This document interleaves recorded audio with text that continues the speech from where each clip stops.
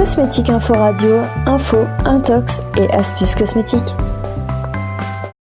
Bonjour mes petits loups, j'espère que vous allez bien. Je vous retrouve aujourd'hui pour une nouvelle vidéo. On répond aujourd'hui à la question de Johanna Andria, qui a posé deux questions. Tout d'abord, elle a posé la question: est-ce que l'huile de palme, l'huile végétale de palme, elle est utilisée en cosmétique bio? Alors, j'avais fait un article sur les ingrédients qui favorisent la déforestation. L'huile de palme était dedans. Il faut savoir une chose. Tout d'abord, il y a l'huile de palme en tant que telle n'est quasiment jamais utilisée pure en cosmétique. C'est souvent des dérivés d'huile de palme. Je vous ai mis dans l'article, je vais vous le remettre au-dessus, les moyens d'identifier ces dérivés d'huile de palme avec des préfixes et des suffixes particuliers qui vont vous permettre de les reconnaître. En tout cas, voilà, elle est utilisée sous forme de dérivés.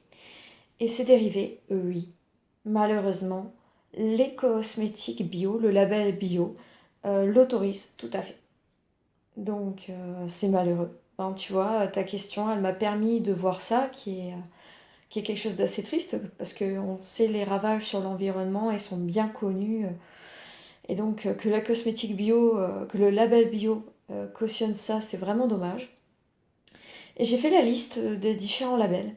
Et j'ai trouvé que le label Ecocer, qui lui interdit les dérivés d'huile de palme. Je pense que le label Slow Cosmétique aussi. Je remettrai un petit truc à côté pour reconfirmer, je vais encore voir ça. Mais il y a très peu de labels qui vont interdire finalement les dérivés d'huile de palme et de ce fait protéger un peu de la déforestation. Donc voilà pour ta première question. Ensuite, tu as posé une seconde question qui était: est-ce que l'huile de coco, c'est vrai, l'huile de coco qui est très populaire en ce moment, est-ce que l'huile végétale de coco, elle est aussi dévastatrice? Alors l'huile de coco, c'est différent. Tout d'abord parce que le palmier, pour la noix de coco, en produit beaucoup moins que l'huile de palme.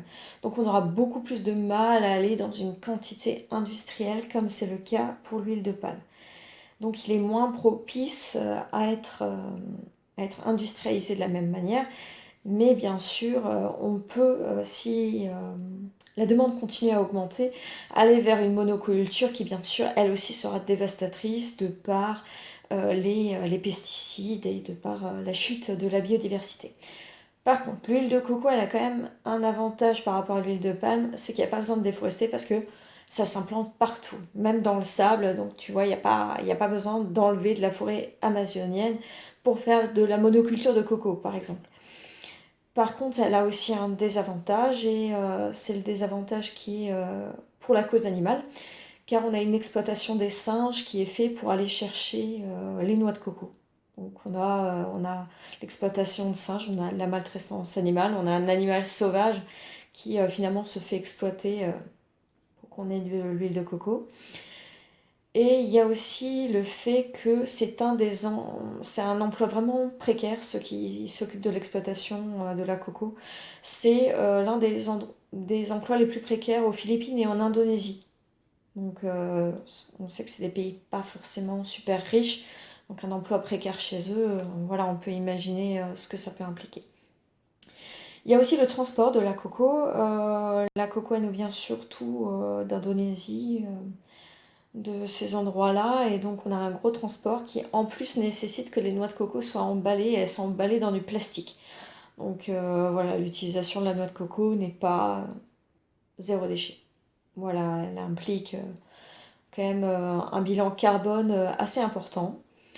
Par contre, elle n'implique pas de déforestation, et elle ne remplacera jamais entièrement l'huile de palme parce qu'elle ne peut pas être autant industrialisée, mais elle peut être industrialisée aussi. Voilà, j'espère que ça répond à ta question.